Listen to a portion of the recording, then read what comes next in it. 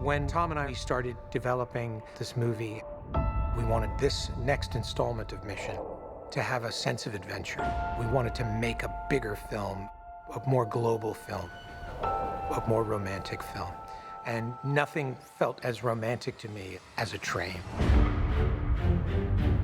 We wanted to build upon the previous films and apply all of that knowledge to something practical and real, and bring this train sequence to another level. There aren't a great many surplus working locomotives that someone's willing to let you throw off a 200-foot cliff. That meant if we wanted to wreck a train, we had to build the train. To shoot it practically was extremely challenging. Not just to execute, but also to design all the different train cars that could actually function on a working railroad track. No one else in the world is doing this level of practical filmmaking, and it may never be done again.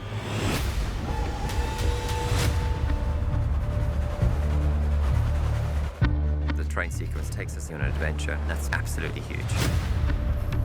Going 60 miles an hour through a real valley. We were given permission to use this railway line in Norway. We eventually found Rauma, which is this amazing valley. This railway line just cuts right through the middle of it all.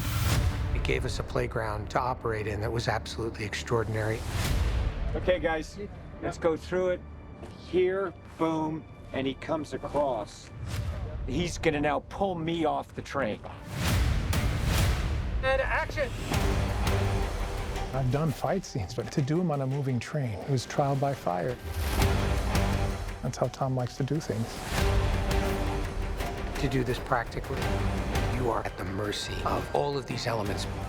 It's probably the most dangerous feeling work I've ever done. There's just nothing like it. Your senses are just pulsating. I'm holding on for dear life because it feels like I'm going to fall. The adrenaline is absolutely racing. Way to go. Way to go. That was excellent. When you're hanging off a train carriage, Tom's a great person to have beside you. Not only is he fearless, he's always looking to see how it's going to land for the audience. Shooting on a moving train involved more logistics and more complications than we ever thought possible. It really just took on a life of its own. So we went old school. We took handheld cameras. We put 2 camera operators up on top of the train with the actors. This is actually a better angle. We had a pursuit vehicle trying to keep up with the train. There were trees and poles and all sorts of things next to the train that were in danger of constantly snaring the train. Then you had a helicopter. As a result, you'd be inside the train directing multiple camera operators at the same time. That's nice. Do one more like that. It's a constant dialogue between the actors and the camera of knowing which camera is picking up what.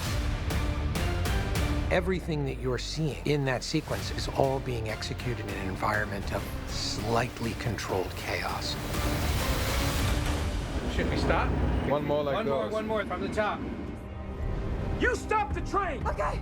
What? No, wait. How do I do that? You'll figure it out!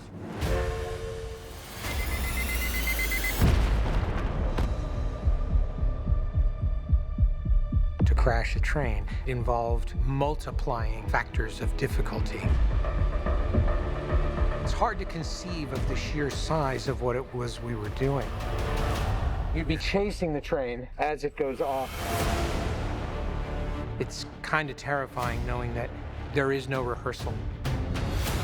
We were measuring and modeling where we thought the train would land. There was no way to predict whether or not the cameras on the train would survive.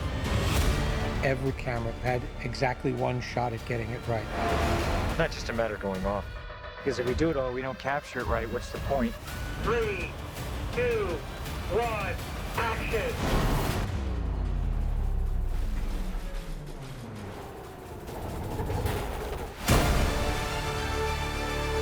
Amazingly, the cameras survived and the footage was there.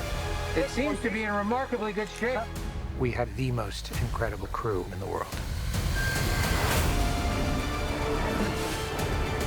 Everything you're seeing in this spectacular train sequence is done to invest the audience in these characters. Hang on! Mission Impossible is the most extraordinary adventure franchise you've ever seen. You can only do it with a team like this and with an actor like Tom.